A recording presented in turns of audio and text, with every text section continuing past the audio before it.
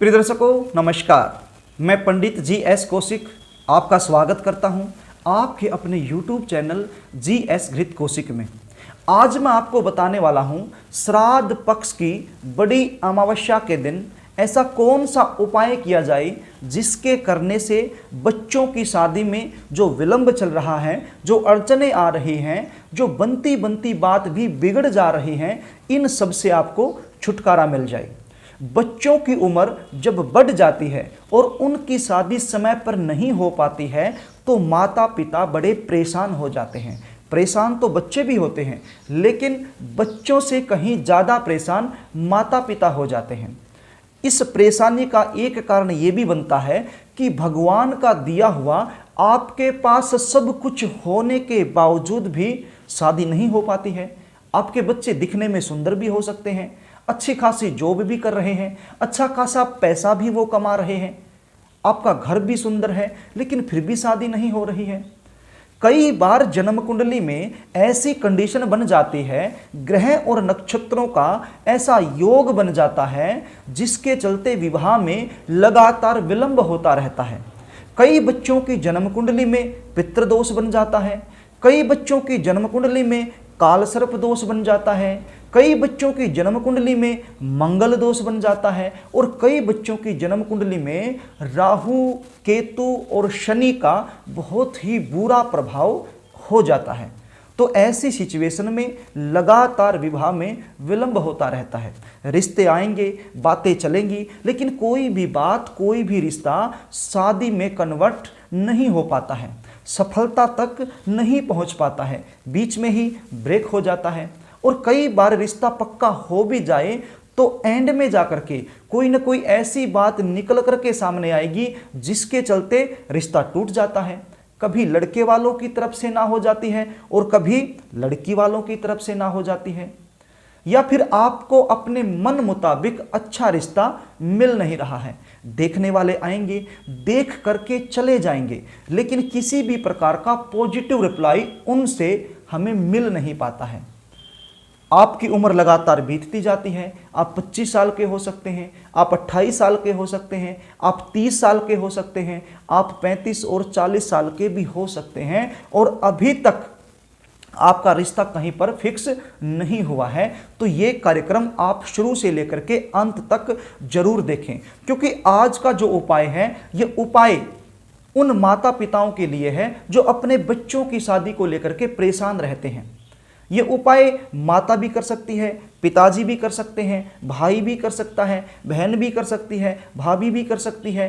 परिवार का कोई भी सदस्य जिसकी शादी नहीं हो रही है उसकी जल्दी शादी के लिए ये उपाय कर सकता है। कार्यक्रम को आगे लेकर के चलूं, इससे पहले आपसे निवेदन करना चाहूँगा, यदि आप चैनल पर नए हैं और अभी तक आपने चैनल को सब्सक्राइब नहीं किया है तो चैनल को सब्सक्राइब जरूर कर लीजिए, बेल आइकन को भी प्रेस कर लीजिए ताकि हमारी आने वाली इसी प्रकार की नई वीडियो का नोटिफिकेशन आपको मिल सके और सबसे पहले वो वीडियो आप आसानी से देख पाएं। तो प्रिय दर्शकों, अब आप उपाय सुन लीजिए, इसको थोड़ा सा ध्यान से सुन लीजिए। ये उपाय आपने श्राद्ध पक्ष की अमावस्या के दिन करना है। इस दिन 25 तारीख है और रविवार का दिन है। ये उपाय आप सुबह से लेकर के शाम 5 बजे तक किसी भी समय कर सकते हैं। ये उपाय करने के लिए आपके पास होना क्या चाहिए? आपके पास होना चाहिए एक सूखा गोला। सूखा गोला आप समझते हैं, देखिए इसको अलग अलग स्थानों पर अलग अलग नाम से जाना जाता है, इसलिए स्क्रीन पर मैंने इसका फोटो दिखाया है, आप इसको देख लीजिए, देखते ही आप इसे पहचान जाएंगे। तो एक सूखा गोला आपके पास होना चाहिए। और क्या चाहिए? और आपके पास चाहिए बूरा, इसको देसी खांड भी बोलते हैं, इसका भी फोटो मैंने स्क्रीन पर आपको दिखाया है, ये आपको चाहिए। और क्या चाहिए? और आपको चाहिए काले रंग के तिल, इसका भी फोटो मैंने स्क्रीन पर आपको दिखा दिया है। और आपको क्या चाहिए? और आपको चाहिए देसी घी 1 चम्मच भर। ये 4 चीजें आपको चाहिए ये उपाय करने के लिए। मैंने पहले भी आपको बताया, अमावस्या के दिन सुबह से लेकर के शाम 5 बजे तक ये उपाय आप किसी भी समय कर दीजिए। ये जो चीजें आप लेकर के आए हैं, ये जो बूरा आप लेकर के आए हैं और काले तिल और साथ में घी, इन तीनों चीजों को एक कटोरी में डाल के अच्छे से मिला लीजिए। कोई कटोरी आप ले लीजिए, उसमें खांड डाल लीजिए, काले तिल डाल लीजिए, उसके बाद उसमें थोड़ा सा घी मिला लीजिए और इसको अच्छे से मिला लीजिए। मिला करके अब ये जो गोला आप लेकर के आए हैं, इस गोले को ऊपर से थोड़ा सा काट लीजिए और काट करके इस गोले में ये जो आपने मिश्रण तैयार किया है खांड का, तिल का और घी का, ये इसमें आप भर लीजिए। भरने के बाद ये जो गोला आपने काटा है ऊपर से, इसको वापस ढक दीजिए। ढकने के बाद इसको अपने सामने रखिए। सामने रखने के बाद आपका जो मुख है वो दक्षिण दिशा की तरफ होना चाहिए। इस प्रकार से आप बैठ जाइए। बैठ करके आपने अपने पितरों का ध्यान करना है और एक आसान से मंत्र का 21 बार उच्चारण करना है। बड़ा ही आसान मंत्र है, आप स्क्रीन पर भी देख लीजिए। मंत्र क्या है? ओम सर्वेभ्यो पितरेभ्यो नमः। ओम सर्वेभ्यो पितरेभ्यो नमः। इस मंत्र को आपने केवल 21 बार बोलना है और ये गोला अपने हाथ में ही रखना है। और आप जब बैठे हैं तो आपका मुख दक्षिण दिशा की तरफ होना चाहिए, अर्थात साउथ जोन की तरफ आपका मुख होना चाहिए। 21 बार इस मंत्र का उच्चारण करने के बाद आपने अपनी मनोकामना का चिंतन करना है, संकल्प करना है। आप अपने बेटे के लिए कर रहे हैं या बेटी के लिए कर रहे हैं या भाई के लिए कर रहे हैं या बहन के लिए कर रहे हैं, जिसके लिए भी ये उपाय आप कर रहे हैं उसका आपने नाम, उसका गोत्र उच्चारण करना है और मनोकामना का चिंतन करना है कि ये उपाय मैं जल्दी शादी के लिए कर रही हूं या कर रहा हूं। ये सब बोलने के बाद जिसकी भी जल्दी शादी के लिए उपाय आप कर रहे हैं उसके सिर के ऊपर से आपने इसको 7 बार क्लॉकवाइज घुमाना है। ध्यान दीजिए, ये सब करने के बाद आपने इस गोले को, जिसके लिए भी आप ये उपाय कर रहे हैं, आपके बेटे के लिए कर रहे हैं या बेटी के लिए कर रहे हैं, उसके सिर के ऊपर से 7 बार क्लॉकवाइज घुमाना है।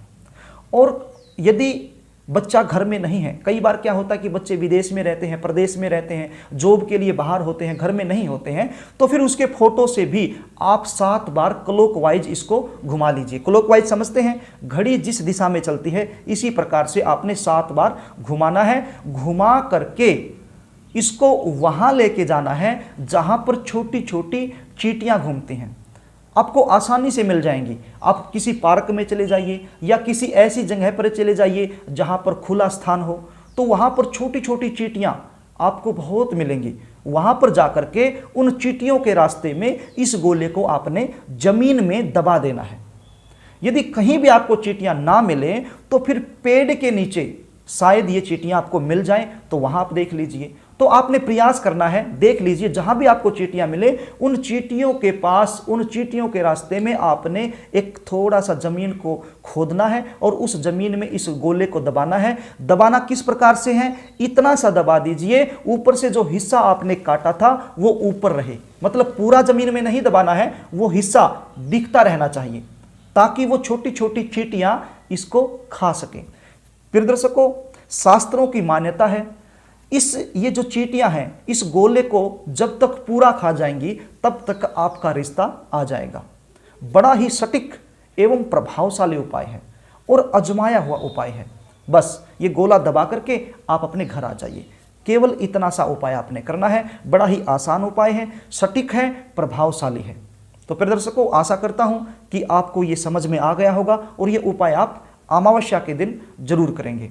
तो प्रिय दर्शकों, यदि आप अपनी जन्म कुंडली का विश्लेषण मुझसे करवाना चाहते हैं, जानना चाहते हैं कि विवाह में ऐसा कौन सा दुर्योग बन गया है जिसकी वजह से विवाह में लगातार विलंब चल रहा है, अपने जन्म कुंडली का विश्लेषण करवाने के बाद कुछ सटीक उपाय जो बनते हैं, यदि वो मुझसे आप जानना चाहते हैं तो स्क्रीन पर दिए गए व्हाट्सएप नंबर पर आप अपनी जन्म डिटेल मेरे पास व्हाट्सएप कर सकते हैं।